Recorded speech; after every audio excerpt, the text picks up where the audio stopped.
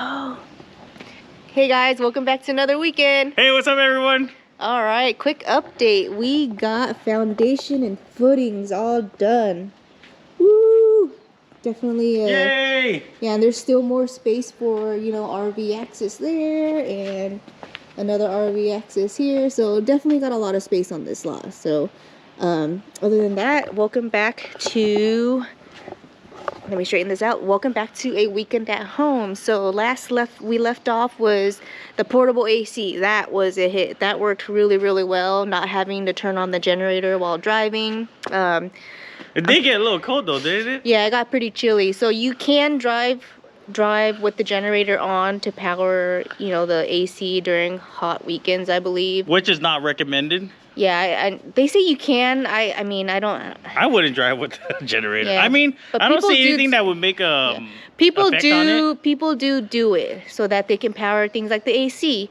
But with us putting that portable AC in there, it just runs off the inverter, and while the car is running, it kind of cycles and the power charges. It works out. So it's not like it's sitting and working off the batteries and the inverters with nothing powering it on. So it worked out, right? Plus, yes. Yeah. And then plus the reason why it does run off the inverter is because we upgraded to the lithium battery. And we changed out the Changed out the little BIM, yes. Yeah. And then with the lithium battery, it does have a 200 amp running hour current something.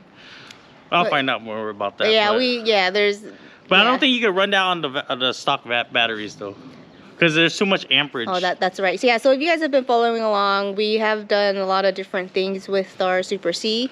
We added the lithium battery, and in addition to adding a lithium battery, you have to upgrade the BIM, the BIM, to a lithium so that way type. So it charges while the truck is running. Yeah, so it runs properly. Yeah. So anyways, yeah, so the weekend at home, if you've been following along, while we came home, let's head back to the rig. Lexi, get over here. Get over here. What Come are on. you doing over there? Let's go. Come. Come. Hurry. This way. Come. Come on. Back over there. Get. Okay, so if you guys have been following along, we had on our way back home, when we backed up the trailer and everything, a lot of electrical stuff is going on back here. Some things got unraveled and it dragged, and I think it dragged right when we got onto the highway from camp. so all this stuff dragged. So this weekend at home, Kevin's gonna fix all this stuff up, because that's not good. It definitely affected the tail lamps. Yeah, it definitely affected sensors and lights and a lot of things. So I think this harness, it actually hooks up to this lamps back here. So I don't think these were working either. And we did not know that. No. But, the truck told me there was an error. But I thought it was just loose connection on here. So I was like, yeah, basically, I was like, oh, don't worry about it. We'll make it home. Yeah, so Kevin's going to tackle this on. We have a lot of electrical stuff from the Can-Am, because he's always been tackling those projects on now. But since there's nothing on the Can-Am that really needs work, we're going to use all this extra stuff for that. And I'm going to let Kevin get to that, because I think Casey needs to go down for a nap. Yeah, so I'll just do a POV of me welding everything. So Kevin will get you guys updated. And He's just gonna get everything cleaned up, soldered, and then check the lights to make sure everything's working, signals and whatnot. But yeah, that's for this weekend. So let me put her down, and then I'll switch over to Kevin. All right, so let's get to it. We're gonna just go ahead and clean all these up.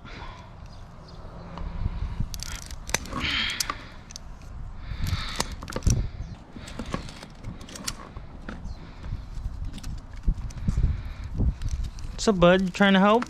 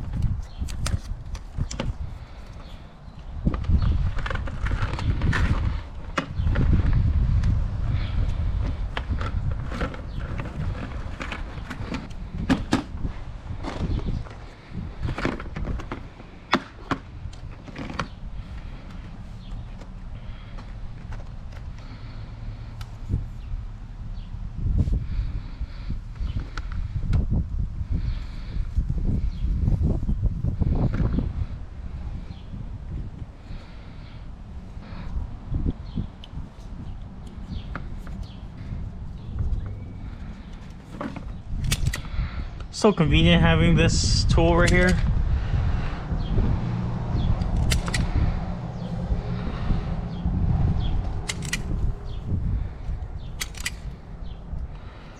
All right, so we got that. We got all the sleeves on.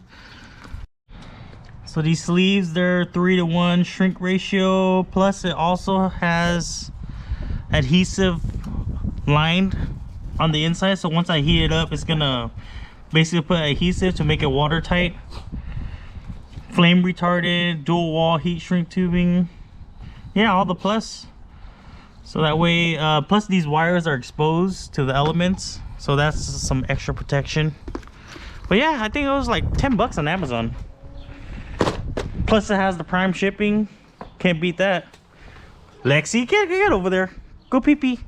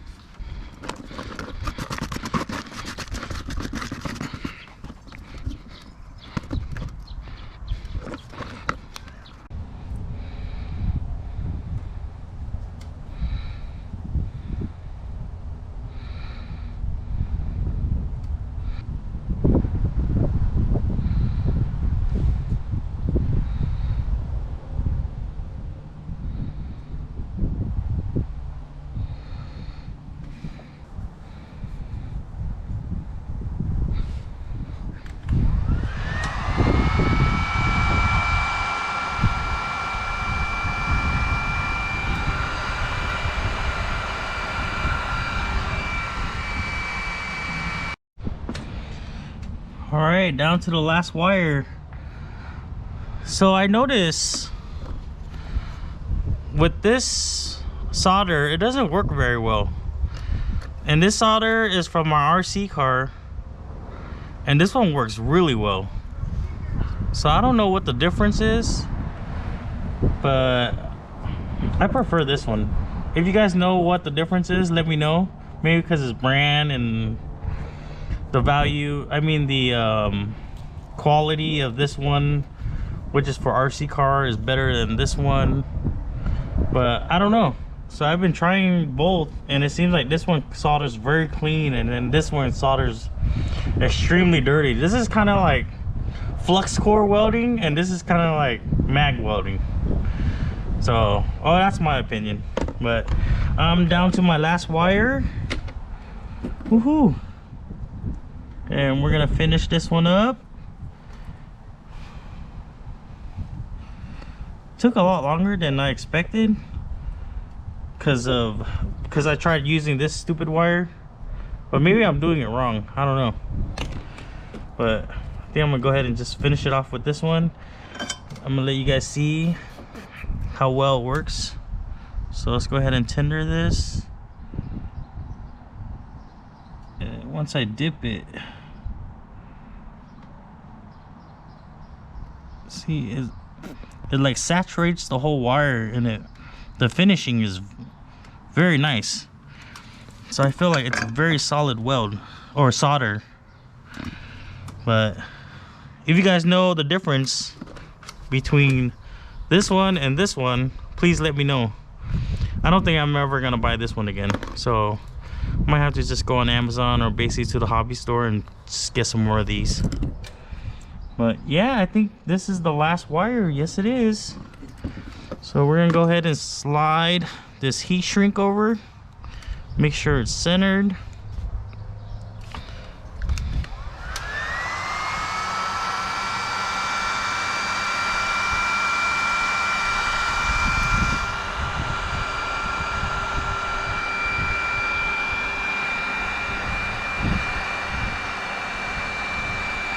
So you guys can see the adhesive oozing out.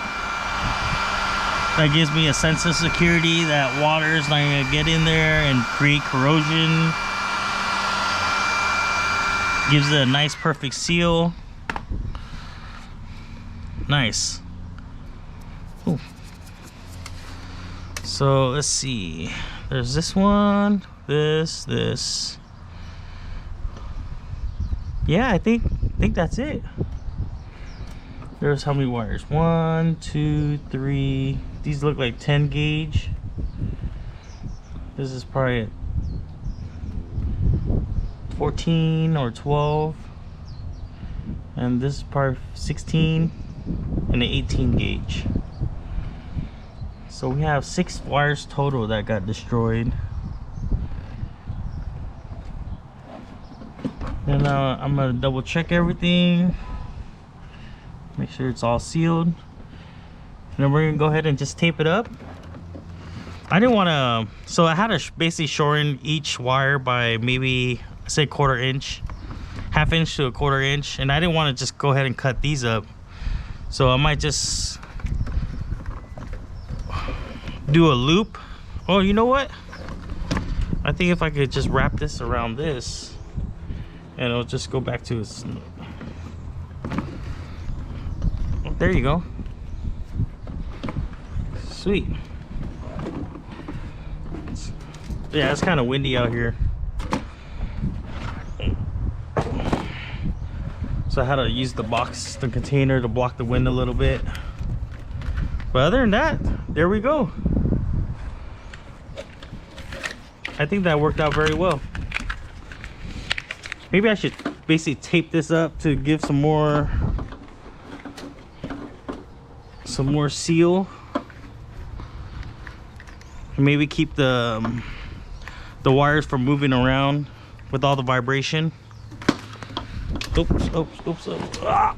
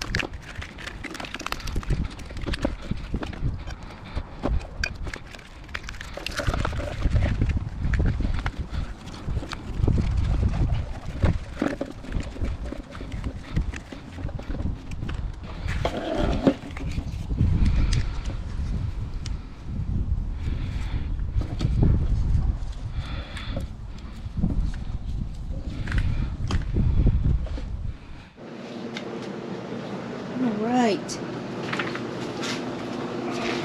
Turning on the car. Let's see.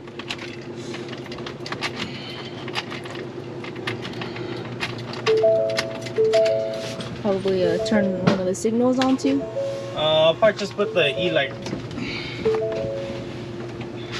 Oh, yeah, there you go. Alright, well, the emergency lights are on. Let's check the back. My fingers crossed. Fingers crossed. Fingers crossed. That works right there. Fingers crossed. Oh yeah, woohoo! Is it? The camera can't catch it. Yep, it's back on. Oh yeah, this light's on too. And the lights are all on. Nice. Cool. How do you turn this one on? That's brake light. Oh, you have to step on the brakes. Okay, cool, sweet, awesome. So, is that the radio? Oh yeah. You can turn that on. What is that? Vehicle's possessed. All right, guys. Well, that does it for this weekend. Thanks for joining us for a weekend at home and just, you know, getting those lines all fixed up, guys. I hope you guys all had a great weekend. Yep, hope you guys had a great weekend. We'll see you guys next week. Bye, guys. Bye.